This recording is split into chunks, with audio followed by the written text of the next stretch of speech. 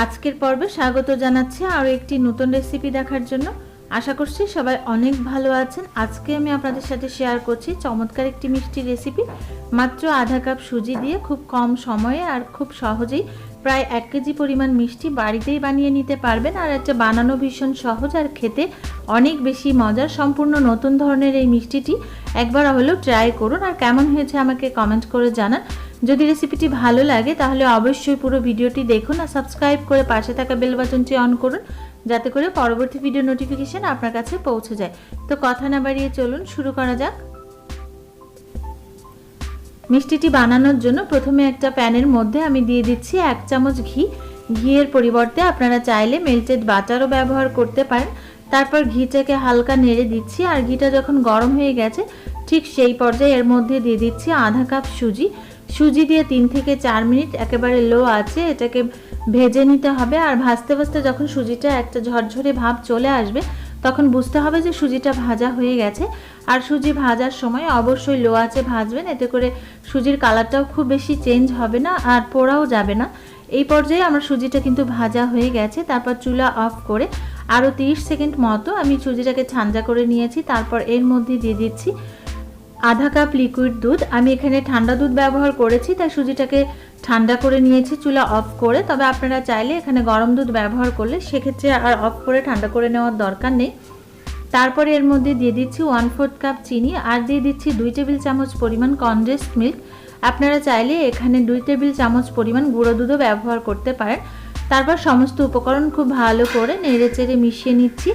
আর এই পর্যায়ে চুলার আঁচটা বাড়িয়ে দিয়ে 1 মিনিট মতো এটাকে বলক আসা পর্যন্ত অপেক্ষা করতে হবে। তারপর এটাকে নাড়তে নাড়তে যতক্ষণে না একটা ঘন ডো তৈরি হচ্ছে ততক্ষণ এটাকে নাড়তে হবে। আর এই পর্যায়ে নাড়তে নাড়তে যখন ডোটা একেবারে প্যান থেকে নিজে নিজে উঠে আসবে ঠিক সেই পর্যায়ে ডোটা নামিয়ে নিতে হবে। আর এই পর্যায়ে দেখতেই পাচ্ছেন এটা খুব বেশি সময় লাগে না। আর লাস্টের দিকে এসে চুলার আঁচটা একেবারে লোতে রাখতে হবে, নইলে কালারটা চেঞ্জ হয়ে যাবে আর পোড়াও যেতে পারে। আর এই পর্যায়ে দেখে বুঝতেই পারছেন যে প্যান থেকে কিন্তু ডোটা একেবারে উঠে আসছে। তারপর আমি প্যান থেকে নিয়ে একটা প্লেটে নিয়ে নিচ্ছি। তারপর কিছুটা বিছিয়ে 30 সেকেন্ড কিংবা 1 মিনিট মতো এটাকে হালকা ঠান্ডা করে নিতে হবে।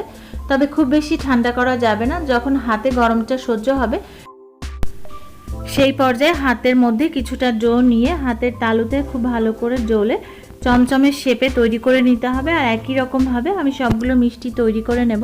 তবে আমি চমচমের শেপ করে অর্থাৎ লম্বাটে আকারের শেপে আমি মিষ্টিগুলো তৈরি করে নিয়েছি। আপনারা চাইলে আপনাদের পছন্দ মতো যে কোনো শেপেই তৈরি করে নিতে পারেন। আর সবগুলো মিষ্টি আমি তৈরি করে নিয়েছি। তারপর ওপর থেকে কিছুটা গুঁড়ো দুধ কোট করে নিচ্ছি। তবে আপনারা চাইলে এখানে মাওয়াটাও ব্যবহার করতে পারেন। আর এই পর্যায়ে গুঁড়ো দুধ কিংবা মাওয়া কোট করে নেওয়ার পর মিষ্টিটা দেখতে অনেক বেশি আকর্ষণীয় হয়ে ওঠে আর খেতেও হয় অনেক বেশি মজার। আর এই তো রেডি হয়ে গেছে আজকের খুবই সহজে আর খুব কম উপকরণে সুজির এই দারুণ মিষ্টিটি, আর খেতে কিন্তু অসম্ভব মজার। আশা করছি আমার আজকের রেসিপিটি আপনাদের ভালো লেগেছে। যদি ভালো লাগে তাহলে অবশ্যই একবার ট্রাই করুন, আর কেমন হয়েছে আমাকে কমেন্ট করে জানান। এরকম আরও সহজ ও সুন্দর সুন্দর রেসিপি পেতে চাইলে অবশ্যই একটা লাইক দিন, সুন্দর সুন্দর কমেন্ট করুন, বেশি বেশি শেয়ার করুন, আর সাবস্ক্রাইব করে পাশে থাকা বেল বাটনটি অন করুন, যাতে করে পরবর্তী ভিডিও নোটিফিকেশন আপনার কাছে পৌঁছে যায়। কারণ আপনাদের লাইক, কমেন্ট, শেয়ার, সাবস্ক্রাইব আমাকে অনেক বেশি আনন্দিত করে।